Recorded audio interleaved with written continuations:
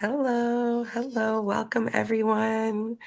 Please come on in. Make sure you have a cup of water, get yourselves situated and ready to go. We have some exciting discussion that's going to be coming up.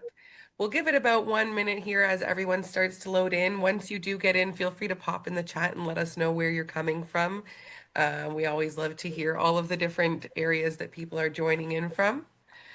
Amazing. Ooh, yeah, or some bubble tea. You can definitely, it doesn't have to be water. I know I'm a water gal, but if you're a bubble tea gal or a coffee person, there we go. Tess has got her mug ready to go. Definitely feel free to grab whatever you'd like. We'll get started in about 30 seconds here as we let some more folks join in. The first thing that we'll do is I will give us a little bit of housekeeping and introduce our two hosts, and then they are going to take it away for us. So really excited for the discussion that we have today. Ooh, we've got folks coming in from BC and Texas. That's wonderful. I love that.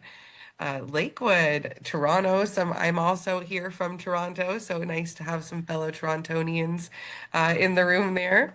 Oh, some more Texas, Dallas, Oregon. This is great. People all over. Seeing people from New York and Connecticut and Iowa. This is awesome. I always love to see how the folks that we're able to reach are really all over North America. Victoria, BC, really cool. The mountains out there are definitely one of my favorite sites in Canada. If you've never made your way out to BC, definitely worth a trek out that way. Amazing. Well, oh, and some more Texas. Oh, look at lots of folks here from Texas. That's great. I mean, I guess that's what you get when you've got the big state, right? We've got lots of folks in here joining us. That's amazing. Well, without further ado, I am going to jump into a little bit of housekeeping and we are going to kick things off here. So welcome to the Back to School Huddle Strategies and Prep Talk. We are going to jump right in. Yeah, no, we can go forward into the first one there. This is a little bit of housekeeping that we have. So first and foremost, we're not legal or financial advisors, so we're not offering any advice there. If you do need to make changes at your center that could impact your legal or financial status, we always recommend that you, of course, seek counsel from the appropriate folks for that. The second thing that I wanted to note is that we are recording the session today, and if you require closed captioning, the meeting is being transcribed, but you should see on your end a CC tab button that you can click in order to get that closed captioning. And then lastly, we are not actually the Zoom program, so if you are having technical difficulties, there's nothing we can do on our end, but Zoom support is really great. So there is that Zoom or support.zoom.us that you're able to reach out to if you do need any technical support. And without further ado, I would like to introduce our two awesome speakers today. So these two are really, honestly, I would say two of the most well-versed folks when it comes to Lilio, but also when it comes to the education industry. They've worked in the industry. Tess Lair is a former educator, director, supervisor for 9 years, and she also worked as an early education consultant at Lilio for a year now. So really great to have Tess on the team and to have her here part of this discussion today. We've also got Jackie joining us. She is a former ECE director with over 20 years of experience in the industry. She currently supports our customers on a daily basis over here at Lilio, offering a consultative lens to ensure customers are really maximizing not only Lilio, but their centers and their business outcomes. So excited to have both of you here, and I am going to hand it to you so that we can hear all about what you've got planned for us today. Thank you so much, Kayla. Hi, everyone. Like Kayla said, I'm Tess. I'm super excited to be here with you today. I have been in education basically always. I think it's kind of like that with a lot of educators. My mother, my grandmother, my grandfather, uncle, aunt, they're all teachers. They're all educators. We're some variety of that. And my personal passion and kind of what I'm bringing to today is I really have a strong kind of fight and mission to help teachers and directors and anyone in education really find a way to have sustainable practice when it comes to our jobs. It's a very, very tough job. Keeping mental health in check is something I'm really passionate about as well. And so especially during this back to school time, I'm really excited to be here with you today with that lens in mind. And I'll pass it over to Jackie. Thanks for the pass. I will call out something really quick. It's Tessa's birthday today, everybody. So she's spending her birthday with us. Help me in wishing her a happy birthday in the chat. So I'm really thankful for that. She's doing this with me today. I'm Jackie. I was a former ECE and director, as Kayla mentioned, being in the field for about 22 years, I think, before I made the move over to Lilio. But I've kind of done it all. I started off as a teacher, director, area director. I worked for a big corporate childcare center in North America. I've opened a few childcare centers also in Canada under my belt and did some mobile consulting during COVID. So now I've been with Lilio for almost 4 years now, and it's just such a pleasure to speak with customers on a daily basis and help them because I really understand being in their shoes and trying to be as consultative as possible and really understanding kind of the landscape and the scope of the industry. So hopefully we cross paths one day and that we could work together. So I'm definitely looking forward to it. Thanks so much. And we're going to just go over briefly kind of we've put together something for you. We're trying to kind of blend the lens of educator admin as this is kind of the team huddle for back to school. There are so many things that go into back to school. So we're going to really focus in on admin prep, programming, classroom setup, and creating a center culture. And we're going to look at it from, both sides. Jackie's going to kind of comment on her experience as a director and tips and tricks and things that she's really found beneficial. And I'll kind of take the educator lens and play off each other to really see how those two can help each other and work through this time. We'll then go into kind of looking at what more support could look like, and we'll have a Q&A at the end with whatever time we have left. Are you ready to kick it off, Jackie? Ready to go? Let's go, Tess. All right. So without further ado, we're going to start with admin prep. And Jackie, if you want to kind of start us off, I would love to just kind of hear what's top of mind for you when you're thinking back to school for admin. Absolutely. So I think we're in the thick of it. I know in some places in the States, school's already started, right? And then for here with us, there's a good chunk that start after Labor Day. So first and foremost is outreaching to your families, especially from that front office, from the director standpoint, and even more so with new children that you have starting. So this is your first point of contact, either they're being brand new or already existing in your center.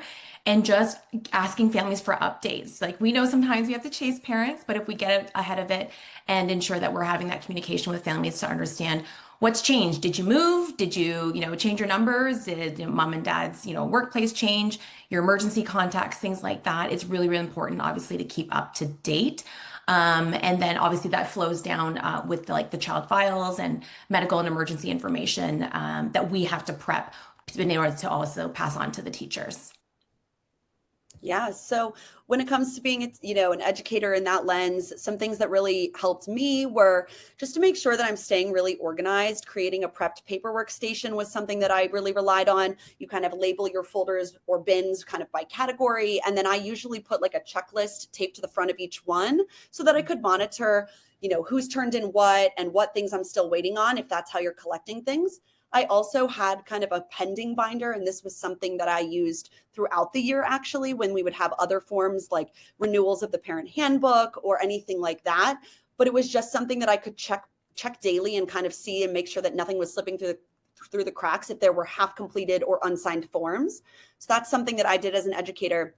And I wanted to just have a call out. I know a lot of people are probably relying on a tool to help them with these types of things, and a tool like Lilio or another one. So if you are using this, or if you haven't explored this, using a tool like this can really help you digitize that process and collect forms and signatures all right in the platform. So you're not having to chase down kind of that paper and make sure it's all kept in one place. And with Lilio specifically, it will actually tell you what progress each person is toward filling out those forms and making sure that all of the necessary ones are in before you actually enroll them, making that super easy. Then, like Jackie had mentioned, getting the child's profile set up then is just even easier. So if you're using something like this or you haven't considered this, this might be something that could even help a little bit more. Yeah. So Can I just, Jackie, yeah, oh, sorry, yeah, one more ahead. thing. You're talking about checklists, and I love that. I love how organized you sound, and I wish there was more teachers like you when I was in the field, obviously, but I will call out, there's lots of templates we also have on Lilio that are free. So if you want to go into our website and check it out, there's a bunch of different templates that you can use. It's a good starting point, obviously. And also one thing I also want to mention quickly was our licensing binder. I kind of call this like my Bible, and I'd always have it ready to go. We know it's a big, thick binder, a lot of admin work in there. that needs to be updated, that you're just ready to be able to show your either program advisor, your licensing inspector, because you know they love to make those impromptu visits. So have that ready. That was my thing that I always made sure at all times is going to be in different sections that you have up to date and ready to go at any time. Yeah, I love that.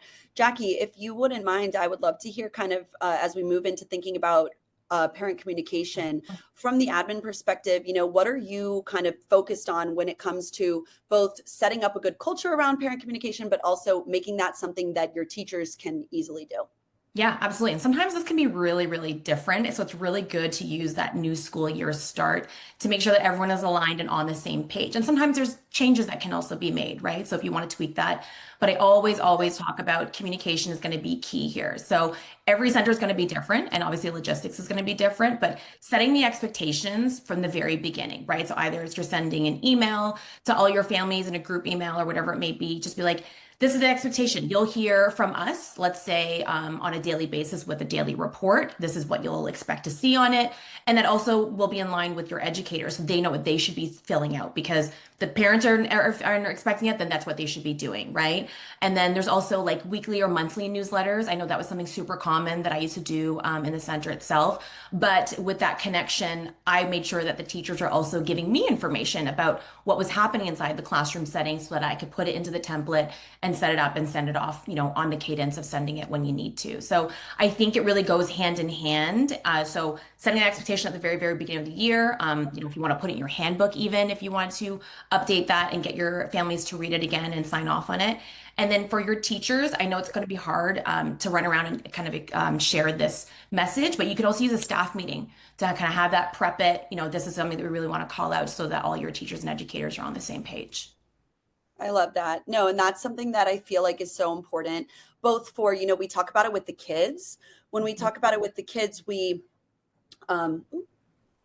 okay, sorry. When we talk about it with the students, we're always talking about you got to set up those procedures and routines early, because that's how the kids are going to that's going to set the tone for the rest of the year. And it speaks the same to the teachers and to the admin, like setting those expectations early. And so we always like to, this is one of those things that I think as a teacher, it was really difficult for me, because I think the common issue that we all have as educators, and of course admin as well, is that there's only so much time. And when we set these expectations to really over communicate, it can feel daunting. And I think as a teacher, I really enjoyed having something easy. So I think something like Lilio also is going to support you in this way. And maybe you're using something similar, but giving your teachers that lifeline is going to be what allows them to really maintain those expectations. That a daily report is really hard to put together every single day for every single kid if you're doing that manually or having to put in a ton of work externally from what you're doing. So something like this really just helps you follow through with those expectations. So I like that. And then you avoid those awkward miscommunications with parents, and your year is easier on the whole. Exactly. So the next area that we're going to look into is this inventory prep, which, under the admin, I'm thinking about, okay, what inventory am I looking at in the classroom? So I used this past, present, and future model, which I'm going to just briefly talk about. So I think it's very common when you start a year to kind of just think, oh my gosh, okay, what did I use last year? I'm just going to get more. But if you can just pause and take some time to really reflect, I think this is how we become better. It's like all a working, like well-oiled machine. When you take a moment extra to say, okay, not just let me refill everything, even if I didn't use it, used it, whatever, but what did I use all the time that I might actually need more of? What is missing or broken like right now? And then I think, what would I love to enhance the year? So this is that piece that I think people don't always think about. We're always caught in like, okay, let me just get back to neutral. Let me just get back to neutral. But if you can spend an extra moment or two just thinking, what were the things last year that I could like slightly improve? That way, it's also a great way to kind of have conversations with your director and your families to really highlight as an educator that you're continually and trying to improve and benefit those children at the center. So I like this past, present, and future model as just a lens to kind of look at for inventory. Another thing that I like, and Jackie, I think we were speaking about, from a director's perspective, if you do get your director's permission, I've hosted wish list wipeouts where basically parents can clear your wish list, or they can bring something in. It just depends on your director's kind of policies there, and if they want that to be something you can do. Jackie, do you have any input there? Yeah, this is actually something I used to do within my centers as well. But I'm just going to backtrack one more. I love that you Mhm. highlighted inventory because sometimes I think this is forgotten, right? So even with your approach of the past, present, and future, it's really easy to start. It's going to be, and you would get your staff to work with you. So having a simple chart, it's, what is the item, how many quantity, who is your vendor, if you want to include in a price and a SKU like item number. And then have your staff fill it out. Let's say it's during that time, it's quiet, they're going to go around the room and then give that back to you and then set the expectation of, let's say, doing it monthly, right? So it's not this like long haul. All of a sudden, we have to do the last year inventory. That's definitely going to be daunting and a big lift. But I love that you called that out and very, very easy to set up like in a spreadsheet and Yeah. send off to your teachers. And then the wish list we used to have. So like you mentioned, it does depend on your center, right? And your policy, especially for like non-for-profits and things like that. So ask your teachers, like what would they really, really love? And then as you kind of go throughout, each quarter of the year, if there's extra budget, if there is, you guys do fundraising, and then ask your teachers as well to rate what they have on their wish list. Like if I can cross this off on your list tomorrow, what would you really, really like, right? And some of those things even included for things for like the staff room and things like that. So, what would be beneficial for the teachers as well as in the classroom setting. I love that. No, thanks for weighing in on that. And, it's funny, Jackie, you called this out almost exactly the way that I really did it as an educator. I think something that we often this would take kind of this year to build up, but something that I started doing that changed my whole world when it came to inventory was it sounds so simple, but if you're not doing it, then you're ending up doing inventory all at once, kind of at Mhm. the beginning or the end of a year. But Right. once I started doing this, I would basically just have a dedicated piece of paper, which then became a spreadsheet on my computer. Whatever you like to do, it could work anyway. And it sounds silly because you would be like, well, that's not revolutionary because I'm just writing down things that I have. But if you're writing down, if you use something and you just jot down used it, like what the thing was when you used it, then when you're reflecting, you don't have to guess, oh, did I end up using that? Or do I need more of those? Mhm. You literally can just look at it's almost like a diary. You can go back and say, oh, wow, yeah, I used that. And actually, I needed more. So then this coming year, you can actually be reflective in a real way rather than just guesswork. I think this is just something that seems kind of basic, but we're not always doing it because we're caught up in so many other things. So that would be a little inventory hack just to start that list from the beginning of the year so that next year's back to school is even easier for you. Love And it. Jackie, if you have any other thoughts, we're about to move on to programming. So this was kind of our admin prep. I wanted to make one call out, actually one. If you have any questions and you are thinking of them or any thoughts to add, please pop them in the chat because we will be doing that Q&A at the end. So we would love to hear your questions. If anything about admin or admin prep, we'll get to those at the end in the Q&A. But Jackie, I'll pass it back to you. No, I think we covered it all, but I love that you did that call out. And this is a great time to also just use this as a community, right? So share your thoughts and ideas in the chat. And like, I think something you may have thought of, somebody else might not, and we'll pick it up and be able to apply within their center. Love it. So moving on, we're chatting about programming, our second kind of big focus.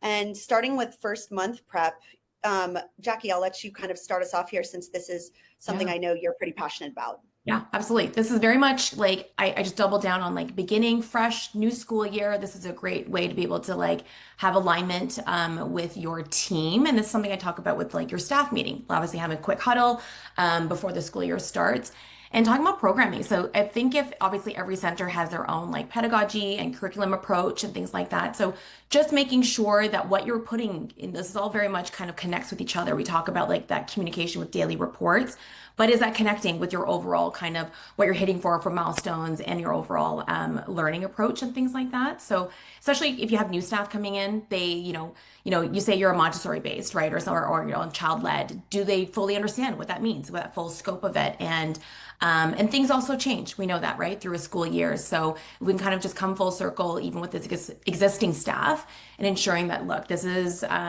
what we would like it to be. This is the expectation, especially when it comes to your programming and scheduling as well, because I know that would also be affected on a daily basis.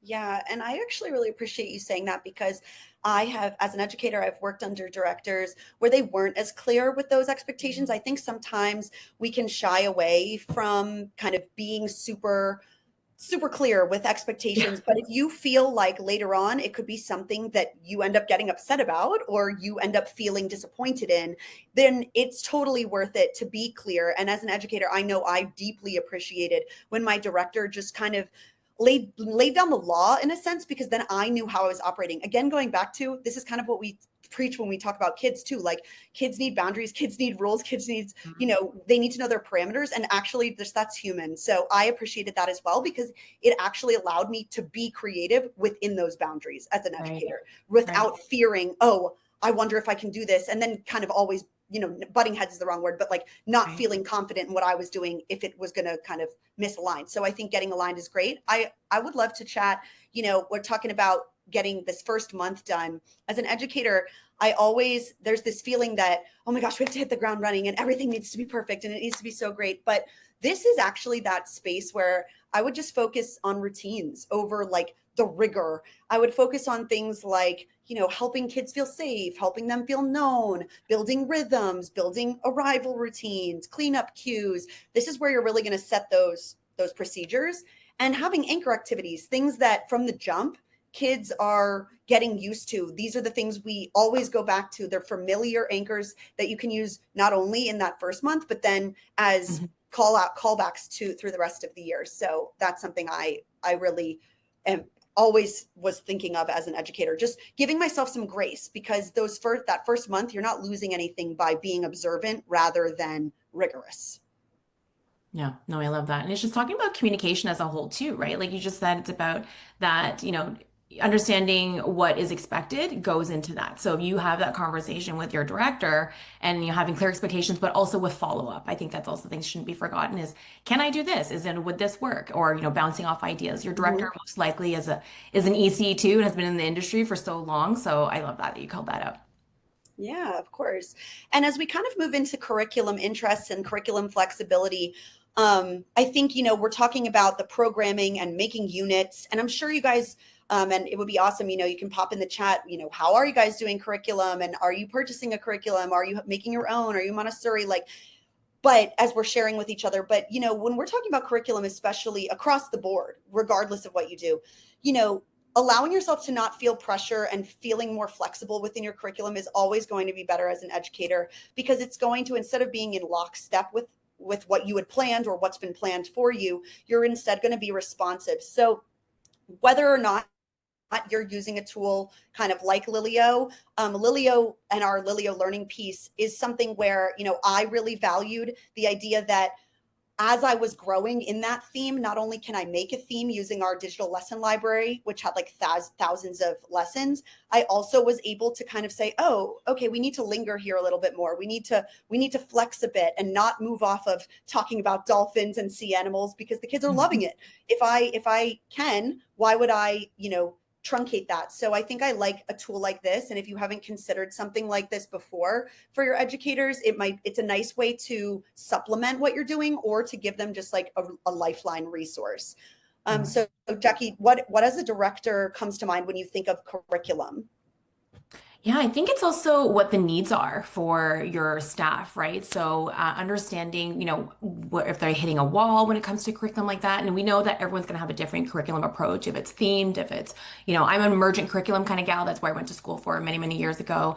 I love that you call that out because the weekly planner within Lilio is one thing I hear a lot from customers. It's like their favorite thing. And also I have to say is like what differentiates us from everyone else is having Mhm. that flexibility and then adding on the curriculum, let's say activities and whatnot. So for me, for example, as an emergent curriculum girl, and being in the field for so long, sometimes you hit a wall. Do you know what I mean? And you're like, what can I plan now? You feel like you've literally planned for everything and anything. We Yep. understand it's based off of children's observations, but you get stuck and sometimes you need that spark and whatnot. So I love that you can go into the library and go, Yeah. oh, this is a great way starting point for me, but let me adapt it to what Totally. I just observed, right? And then also kind of, make it age appropriate as well, so that you can actually take one activity and make it from infants, toddlers, and preschool, and having different learning outcomes. But I just needed that starting point to run and being able to obviously spark that interest again, and then usually it's like writer's block, right? It kind of just comes after you, then it Mhm. just comes back to you, kind of thing. So Totally. it's just having that conversation with your staff and understanding where they are, and your staff in different classrooms might be at different places, right? So what their needs are. Is it some, I think, do really, really well, and then some people might need some extra help, especially if they're green and coming and just graduating from school. Yeah, no, I love that you said that. I am going to try and kind of show what that might look like as Oh, we love talk it. about this theme funnel trick. Yeah. I'm going to be honest, it's on my end, it's looking odd. So if I navigate forward and our video doesn't show, I'll just give a kind of description. So we'll All see good. here what you do see. Do you see a I video? see a play button. Is that right? Okay, good. Okay, I'm going to Let's see. press play on this and You press see play if and I'll tell as you. I play this, you see anything. So just It's one moment loading. while I do. Okay, Oh, do we're you good. see a video? Yep. Okay, great. So can you still hear me too? Yep. So as you can see here, this would be an example of the theme funnel where if I saw my kids were really loving trucks, I could make a whole theme out of transportation. And I've just searched transportation in Lilio's lesson library. And I'm thinking, okay, well, if I've seen them have interest in one form of transportation, I'm going to make a whole day's unit out of it. So now I'm looking up here, trains. And you can see I'm just going step by step and actually dragging these lessons that are pre-planned and pre-aligned into my lesson planner. I think this just highlights what Jackie was saying. Like, these lessons are just jumping off points, but it's so nice for a veteran. It's like you said, writer's block, they've planned for 15 years, sometimes 20 years. And these are just ways you can see I'm just going one by one through the different things and making I just am finding different modes of transportation as I've seen the kids have had interest in that, and creating a whole day's like unit about it. So you can see I'm going thought by thought, and I'm actually making the decisions live here in front of you as I build my lesson. And I'm looking now for an outdoor game. So it looks like I'm trying to find something. There it is, a movement activity. So right then and there, I've actually gone and planned my entire day around a theme funnel that was inspired by the kids loving trucks. And so in Lilio, it's going to give you all of this kind of supplementary material aligned and pre-planned. And it's just a nice way for your teachers to have like an extended resource. And it will even go as far as to, give you craft inspiration and all of that. But you can see how this might be something that jumpstarts your educators alongside whatever they're already doing for curriculum. I think this is like a super, super awesome extra piece. Yeah. And so if I switch back to this view, if I go forward, it's going to let me. So just one moment while You I do do that. that. I'll just kind of attach a thought here really quick too, is that I used to do this by paper, and it's also really time consuming. You just did that really quickly in a few steps and was able to plan for an entire day based on that activity database. So I just want to call that out of how much time you'd also gain back. I hear that a lot from customers as well, to hear how quick and easy and having it centralized and digitized. I love Oh, that. you're back. Am I back? Yeah, you are back. Okay, good, good. Well, perfect. So yeah, when we talk about programming, I think it's just giving your teachers those resources. I love to build the curriculum off of the children's interests, and being able to be responsive is super important. So that's something that, I find them guiding that is really nice. And then of course, having a tool like that is obviously helpful too. One other, as we kind of talk about bringing joy into your planning, this is such a big deal. And Jackie, we've talked about it before, just about, if you are centering your own passions and your own joy, Mhm. then it's going to take some of that pressure off of curriculum. Do you want to speak a little bit about that? Yeah, and I think it's especially sometimes it's hard, right, to kind of have to think about that from, being stuck in the office all day and whatnot. So one thing I'll call out, as much as we kind of double down on observations for teachers for children, I would also recommend having observations from the director going into the classroom, observing your teachers, right, and your educators. And do you see joy? Like, can you actually write something down and also, come to the teacher afterwards and bring to them, be like, I saw that you were great with the children where you were doing a small group activity and you use the open-ended questions that we have, listed there. That's wonderful. But you may not see that with someone else, right? So I think this really does come back to communication, which I always, always really, really stress, is that if, make the time, right? And I know there's so many admin tasks and things to do throughout the day, but if you carve out the time, either, what's realistic for you, once a week, once a month, bi-weekly. I'm not sure, whatever works for you, but make sure you're also taking that time to go into the classroom and observe that and communicate that to your team about, do you see joy? What can I do to also offer support to be able to spark that joy from my end as an administrator and director? Perfect. Yeah, I appreciate you as a director, centering joy. I think it's easy to get wrapped up in, it's such a joyful place. There's, children and, learning and growing and everything, but it's very easy to get wrapped up in kind of all the things needed to make it work, that sometimes joy can fall to the bottom. Yeah. And I think as a teacher, I think a lot of us probably can relate to in the chat. If you are an educator, you'll know, and a director as well, but different angle. As a teacher, there are so many things that you are doing at every moment of every day, and you are wearing so many hats that it's easy to feel like a hamster on a wheel, and feel like you're never measuring up. At least that's how I used to feel sometimes. I'd be like, oh my gosh, I can't believe I didn't do as much as I thought I should do there. And I didn't observe as much as I thought I should. And I think something that I really valued, Jackie, from my directors was things that they built in to ensure that I was going to be able to do that where it wasn't robbing me of joy. So a good example of that was my director would often, when she would come in, she would actually sometimes, as part of observation, it wasn't just observation, it was really like she would have kind of like a celeb spotlight, and she would actually take some time to really, lead and be with the kids in that way, where I then had a moment to say, okay, let me absorb what I've just done. And I could take observations and I could have some reflection time. And it was kind of a two birds, one stone thing. I also felt like my director set me up with tools that were making it easier to do the things that I needed to do. If I have to go to 17 different places to find, am I meeting that milestone? Let me go check against this. I have to log into this thing and this thing. I felt like it was really easy when I used a tool that was just drop downs of, yep, I saw that, click, click, click. It went into the portfolio, because the morale piece is so huge. If I'm not able to do this easily, then I'm likely not going to do it. And if I don't have the tools to do it easily, it's going to fall to the bottom of my list. And then we're in a vicious cycle of feeling like, oh my gosh, I haven't gotten to this thing and I'm not being the teacher I know I should be. So I think directors can really give their educators the tools so that the educators can lean into the kind of quality education that they want to give. Does that resonate with you, Jackie? Absolutely. I think if anything, we would have been a great team way back when. Hey, Tess? Like I know we never got that chance to really to do that, but now we're doing it here, kind of in theory. Absolutely. So I think programming is a piece that can be daunting, but I would say my overarching kind of ask as an educator would be, directors, what tools and what systems can you put in place so that those tools and systems can lighten that load of what the teacher's job really is, which is creating that programming and observing that programming and instructing. Absolutely. So we're going to go right along to classroom setup if you're good with that, Jackie. Yeah, absolutely. And so starting with, learning zones, maybe we'll start, why don't you start kind of with where you're as a director, you would begin in this process?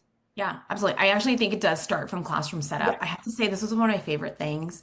And for anyone who's worked with me in the past, I would sometimes do this on the fly.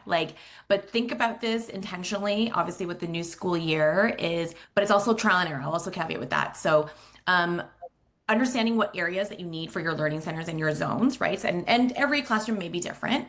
And then what I would do is I actually come in with the teachers, and the children are going to be engaged. They're going to be running around, unless you have the luxury of doing this, obviously, early in the morning or after when the school is closed. But we would just talk, and then we would observe children. Okay, there's this, bottleneck here. We can't have that. We need to make sure it flows like this. So let's move this, shelf over here. What does that look like? Does this work for you with your line of sight for supervision and safety? Is that also, keeping in mind and going through that? So I loved going in and actually giving my 2 cents. Do you know what I mean? Because sometimes it was a fresh set of eyes along with the teacher. Sometimes they would see things and then I wouldn't see it, and vice versa. So if you're working together to do that, I think this is really, really the first step to having that good flow, and then it leads into your programming and then the joy overall, right? So, and if it doesn't work, let's do it again. Let's move. Nothing is like cemented to the ground. So if we need to move it in any way, or I also actually recommend this doing every season so that it's not stagnant, right? We know that sometimes if children are bouncing off the walls and you kind of ask yourself and do some reflection, why is this? Why is this? Oh, because this area is not being utilized. So it's taking up, some square footage and it's not being utilized as a full. Children get bored and then now they're, kind of bouncing off the wall. So if you just make one tweak, sometimes it's a huge impact. But just to reflect in that sense. And also, like I said, highly recommend doing it every season if you can. And then and I will also call out in line with your inventory, switching out your materials and your equipment and toys as well. So making it fresh and keeping it, great for the children to be able to interact in.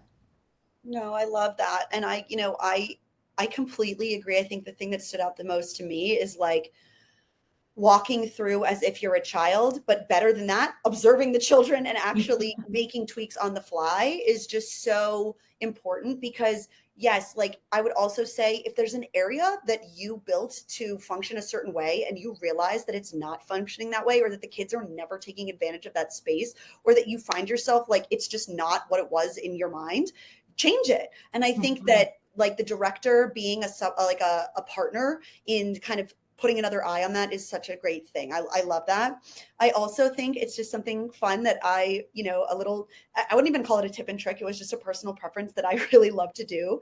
I don't know if everyone finds this same joy, but I used to love to really get into a theme each year with my processes and my labeling. So I labeled like everything, which I'm sure we know we do, but I would get really into not only changing, like you said, and you could do this seasonally too. This could be a fun way to get the kids re-engaged and re-interested in procedures.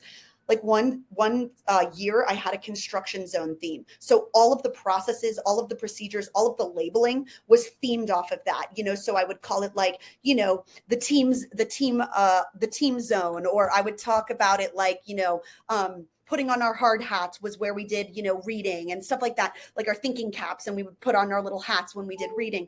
So stuff like that.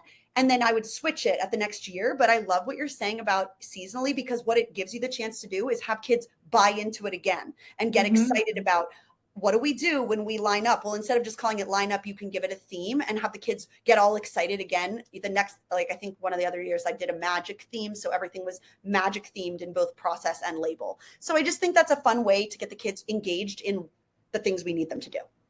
Yeah. And also ask the kids if they're old enough. They love. I love preschool age. Ask the kids, do you guys want this here? Do you guys want this here? And it's literally an activity in itself that you could do and have them, incorporate into it. And they love the joy that I see when they enter a room and things have changed. They're like, oh my gosh, we have this section now, right? Like it's just a brand new classroom. And it gives you actually more opportunity for programming too, because exploring that section is like an entire lesson. Exactly. Exploring that section and what we could do there and using that as a way to kind of guide that lesson is awesome too. Exactly. So let's see here. Yeah, just getting everyone together on that. So as we move on to center culture, Jackie, did you have anything else on classroom setup? No, I think that was good. Perfect. So our last section is on creating culture. And I know Jackie and I are both super passionate about the idea of this. What are we doing though to intentionally create culture and joy rather than just saying, well, we have a job that we should love, so let's hope that it makes us happy when, because we're working with kids. And I think one thing I like to do as a start to the year was to really connect with my co-teacher and create culture with my co-teachers, my aides in a meaningful way. And this is more than just like, hi, I'm so-and-so. It could be something like you make a little coffee date in your room and you get a coffee that morning for you and your co-teacher and you sit down and you say, what type of energy do we want to have in this room? And I think sometimes we don't take that moment to call it out and really lock in on, we want our room to be calm, creative, and, productive, or whatever you want it to be, because that's where it starts. So getting clear with your co-teacher. And then Jackie, I'm sure, like, how do you do that, but on the whole school level? Yeah, this is something that's very important to me. And I think we know in this industry, I don't think it's very much put on the back burner because, you have so much to do, you're handling so much. But I think this really does flow into a center, and this leads to like staff retention, right? That's going to be a big thing. We know that it's a revolving door with the industry itself. So if we make some little tweaks and having that kind of relationship, there's things that we definitely can do. So your monthly staff meetings is going to be a great start, right? Like you should be having them. This is where you kind of get together. It is a time to vent, see what the struggles are, how we can help each other and support each other, but also be very, very, cognizant of calling that out. This is not a place just to like bash each other in any way. It's a positive environment, but like, how can we help it? How can we fix it? Come with a solution, not just with the problem, right? And then I would also do special awards and achievements. I mean, these are just like low effort things that we can do from the front office, either it be, if they get, some shout outs from a family. I think it's also huge to be able to hear from a family that, it was their child's first week at, childcare and they just felt so loved by, Miss Tess. Hey Tess, they wanted to be able to just, kind of just spotlight you real quick and making sure you're communicating that. Something else that I did that was very low effort and high impact was the shout out box. So I created this box, I left it in the staff room, and what I encouraged was the staff to be able to shout out each other. If it's no matter small, how big, if it made your day, and then we'd read these out at our staff meetings. And they could be anonymous. They don't have to be, signed by name, whatever it may be, but it was an ongoing thing we did every single month, and my staff absolutely loved it. And then I already talked about classroom presence. We talked about observing the teachers, but I know that can also cause oh my gosh, they're here to watch me, and they're going to call out things. I'm like, but it's about being there and present. I never would shy away from if there was a toilet overflowing in the preschool room, I'm in there, I'm rolling up my sleeves and I'm going to go ahead and start plunging away. Or you have someone vomiting in the corner, right? Like, what can I do? I'm still an educator at heart as well. And that's also part of my job. How can I step in to create that role model as well as an open door policy? And then when you can, social events. And that could be at the center when the center is closed. We used to do potlucks, and it was so nice to be having this like diverse staff bringing in their different, meals from their cultures and things like that. And it was just time to like unwind and just take a breath and be together, be very present, right? And then if you're able to, you have a budget for it, you can do social events outside of the center as well. Sometimes you don't want to be at the center for, 18 hours because you've already spent a 12-hour day working or whatever it may be. But if you can, and it's simple, if it's a dinner, if it's, a social activity of some sort, it's just the end result here is just to be together and just having some time to get to know each other. So like you said, with your coffee date, getting to your co-partner, I think it should go above and beyond that too. Do you know everybody at the center, right? Especially if you're a really big center, do you know all the teachers that are there and having a minute to get to know them as a person?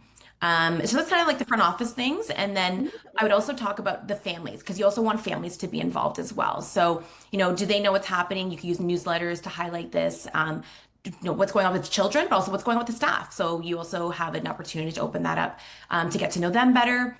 Open houses are really great. This is a great way to obviously to have, put out there that you have space for enrollment and capacity, but it's a chance for families and teachers to kind of mingle and get to know each other a little bit more.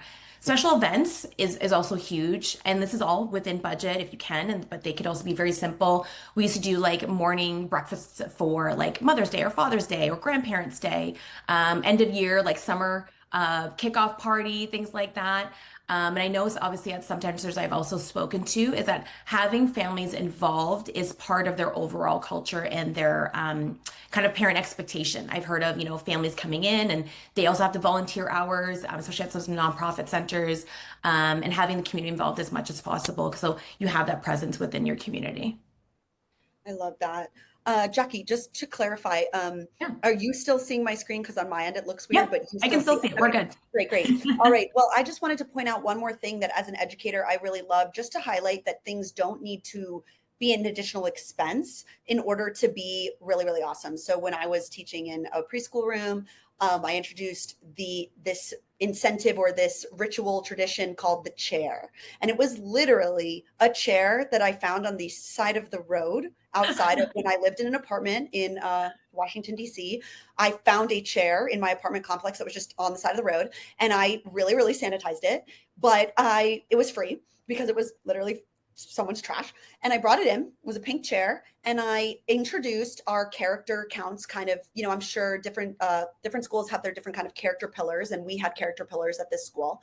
And then I would observe, I would say, you might not know, when it's coming, but if I see, I'm going to take note of people that are doing these different character pillars, and I would call them out. And then at the end of the week, I would give the chair to one child. For the next week, they would sit in that chair, and they actually got to take their, with help, to sign their name in Sharpie on the chair to be immortalized on this chair. And you would not believe how the kids were crazy over it, because it was like a throne, and there's something about writing on furniture that is just like, whoa. But something like this became like a tradition and such like a special thing in our class. And then of course everyone eventually got the chair, which is very important as well. But it just created a culture around that. And I did the same thing with, we had a drop the mic. It was a literal like blow up mic, little microphone. And the kids like kind of like a literal squishy blow up microphone. And they would drop the mic when I saw them do something really amazing to a friend or shared. And we would say, oh, so-and-so's got to drop the mic. And then they would drop the mic. And, as kind of like I just did that. So these types of things are what create that culture. It doesn't have to be massive, super expensive things. And I just wanted to point that out as well.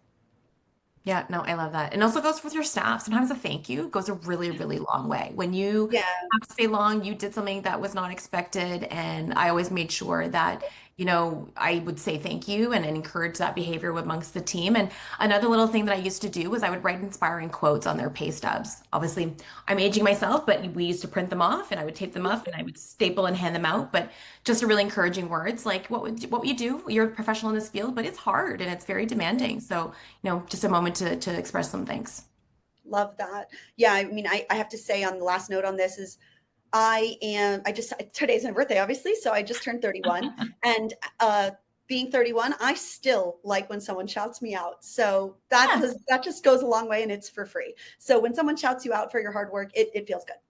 Absolutely. And so I just want to make one kind of call out here that I think we don't always think about. And I am just a really big proponent of how are the tools making it easy. If you are using a tool like Lilio or not like, a different one, or is the tool you're using really pushing forward the values and the cultural values of your center? So I know a tool like Lilio, to me, it's going to emphasize trust because it's going to be a reliable, consistent, really easy way for parents to have messaging. So therefore, I'm propping up trust from the jump. Professionalism, empowering creativity. So creativity as a value. These are the things that like tools, we're not supposed to think of them as like separate from us, but how are they boosting us up? And are we calm in this center? Are we child-centered and responsive? These are the types of ways that a tool itself is actually going to anchor you so that you can do that next level. And it's not, if you're always kind of floundering at the bottom, kind of, I'm thinking of Maslow's hierarchy of needs. If you're floundering at the bottom level of just getting things done, you can't really breathe into what Jackie and I are talking about, those upper level things where you're doing excess stuff to build culture. So how is your tool building that foundation so that you can really go into that next layer or level?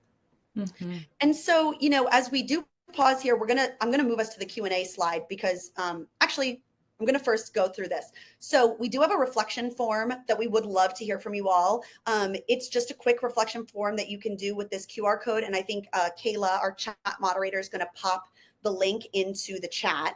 And while we do our Q&A, if you can just be filling that out, that would be awesome. If you fill this out, it is your ticket to win 6 free months of Lilio's digital lesson library. So please, please, please fill it out so that you can, have access to support, but also just to, enter into that raffle. You can follow the QR code, like I said, or the chat. Do we have it posted in the chat? I think so. Not on that screen. So as long as we're good there. So yeah, just take a couple seconds, read through each one. We're just trying to get to know what is out there in the field and what are you guys dealing with? And then also kind of how could more support help you? So please, please fill that out and enter into that raffle. And we will also pause here to kind of see what Q&A questions Kayla would like us to kind of discuss here. Tess, do you want to just leave the QR code just while we do the Q&A so we've given more people time if they want to scan it, but we will jump into the Yes. Q&A Did section. I, did I, oh, not the Q&A. Yes, I see. Sorry. Let me go back. There we go. There you go. Just leave it up while we do the Q&A. So, Okay, good. Perfect. Love Yes, it. no, that's a great idea. And so, yeah, I have a few questions. And the first one directed to you, Jackie. As a director or decision maker, what's the biggest challenges that you've faced when it comes to trying to like streamline or scale your operations? I know you've gone from small to big. What is the most important piece for you and the biggest challenges that you've had to overcome there? oh gosh, I think I've already said it a few times, but it will connect when I say it is like buy-in from your staff as well as that communication piece. So, how am I getting the message out? I think it's also, I think we have to be cognizant about is how you're getting the message out too, right? Like, is it in a staff meeting? Is that more impactful compared to like me writing a message and emailing you, right? So if it's something very, very important, but am I really driving that urgency behind it through an email? So this should really be done in person, right? So when you're doing it in person, you could really highlight like this is and get everyone, I think, ramped up and also the buy-in in that sense, like an understanding why it's important. So to me, back to school, we all know that we're in it. Back to school is one of the busiest times of the year, and it's going to be chaotic. But what can we do together to support each other? What are the expectations? And then on the flip side, if you can't get to the expectation, please say so. So how can I get you there, right? So it's a two-way thing, and it was sometimes really, really hard to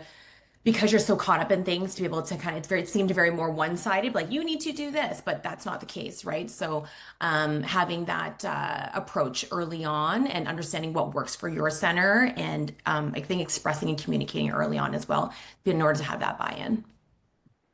Yeah, no, so important. I feel like that's something that people often take for granted is the buy-in, and they get so excited about something and they want to move forward with it, forgetting that we actually have to get everyone else excited and get them to Yes. come along. Otherwise, it's just going to be such a long trek for you to try and pull people along when they're not bought in. Really, you're doing yourself a favor by doing that kind of forward thinking. Awesome. And then Tess, this one directed to you. So thinking about all of the different centers you've worked at, if you could improve one thing about the way that educators and families communicate, what would that be? That educators and families communicate. I think the biggest thing here is getting into routine. I was a big fan. Well, actually, for a while, I was not good at this, but I learned that over communicating was going to save me.